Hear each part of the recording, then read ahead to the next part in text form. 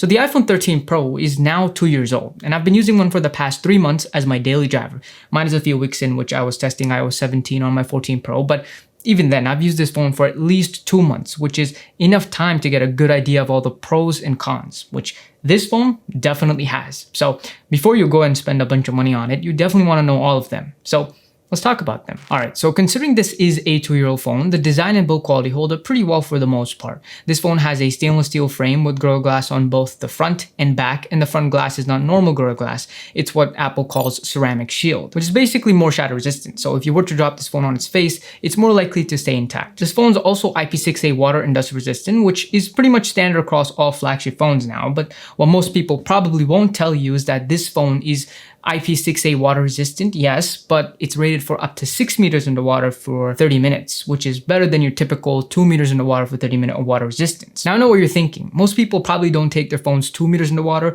let alone 6 meters, so why does that matter? Well, you see, to achieve that extra water resistance, Apple is probably using stronger adhesive, which I believe will keep your phone water resistant for a longer time compared to other phones, which is something that matters when buying an old phone. But at the same time, that strong adhesive will probably also make this phone harder to repair, which is also something you cannot ignore. So from a repairability aspect, this phone's not the best. In fact, it's probably one of the worst. Hey, you have to lose something in order to gain something. Yeah, I guess. But hey, on the other hand, the screen's not so bad. It's a 6.1-inch 1440p OLED screen with 120 Hz refresh rate and up to 1200 nits of brightness. In other words, it's a good screen, but it's not exactly the best of the best since the iPhone 14 Pro has a slightly better screen, with the biggest difference being in the brightness, since it can go up to 2000 nits of brightness, which is helpful in really bright conditions because you can notice a difference. But honestly, from my experience, it's not that big. You can totally use this phone directly under sunlight without a problem. And indoors, the difference is even smaller. In fact, there's basically no difference. This screen is also sharp, it's color accurate with great contrast, and the 120 Hz refresh rate really does make this phone feel like a pro phone. And if you happen to be a gamer, you're going to appreciate it because it's great. The notch, however, is certainly not the prettiest thing about this phone. Yes, you get used to it after some time, but I mean, it would have been nice to not have it, although I do understand that it is a trade-off you kind of have to make in order to get Face ID, which is something I absolutely love. I told you, you have to lose something to gain something. Can you please let me do my work? Okay, thank you. Getting back to the games, this phone handles them perfectly, even some of the most intensive ones. And that's because of the A15 Bionic processor inside, which may be 2 years old now, but still very capable. In fact, I can guarantee you that this phone is not going to lag or freeze for your everyday tasks like calling, texting, browsing, using social media and stuff like that for the next 1 to 2 years at least. Although I have had a few app crashes here and there. And whenever I'm editing photos in Lightroom, it gets quite warm from the back, which seems to be normal, but it's obviously not great for the components inside. But you do get 6 gigs of RAM, which is plenty for an iPhone. You're not going to have any problems. Trust me. One thing I do not like though is the amount of storage this phone has. This is the base model with 120 gigs of storage, which to be fair is more than what you used to get with older iPhones, but it is still not enough, especially because there is no SD card slot, so you can't expand it. You're stuck with whatever you have. Unless, of course, you buy iCloud storage, which, let's be honest, is exactly what Apple wants you to do. So try not to do that.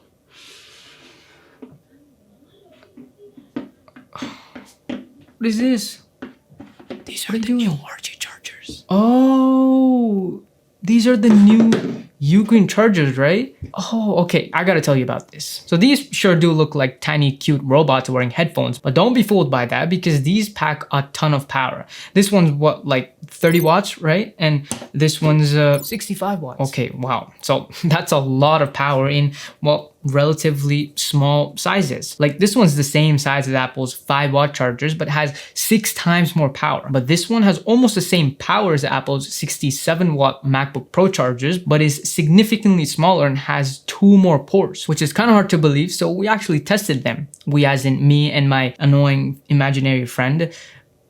And sure enough, they live up to their claims because that's exactly what Ugreen's known for. They make some of the best fast and high power chargers without sacrificing safety. So check these out using the link below and pick one up for yourself at a 20% discount. But even if you ignore the discount, these still cost and perform exactly the same as their normal 30 and 65 watt chargers. So they'll charge an iPhone to 60% in 30 minutes and a MacBook Air to 70% in an hour, and have this tiny display that can tell you when your devices are charging or fully charged in real time, which is nice. And thanks to Ugreen for sponsoring this video.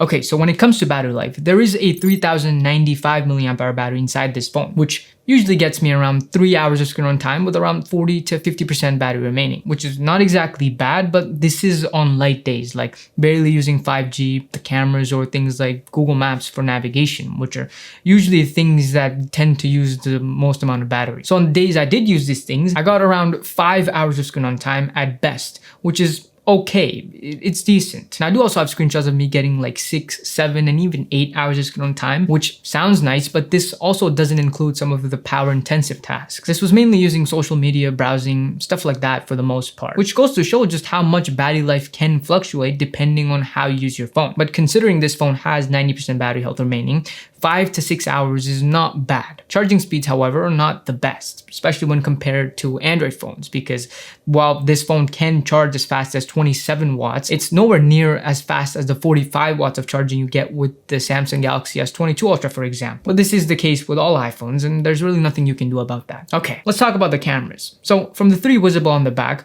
one of them is the main wide-angle camera, one is a 3x telephoto, and the other is an ultra-wide-angle camera, which can also be used as a macro camera because it has autofocus. And it allows you to get some unique shots with surprisingly a good amount of detail. Like if you zoom into some of these, you'll see texture and detail you genuinely would not be able to see with the naked eye, which is pretty impressive. But I rarely find myself using it all that much.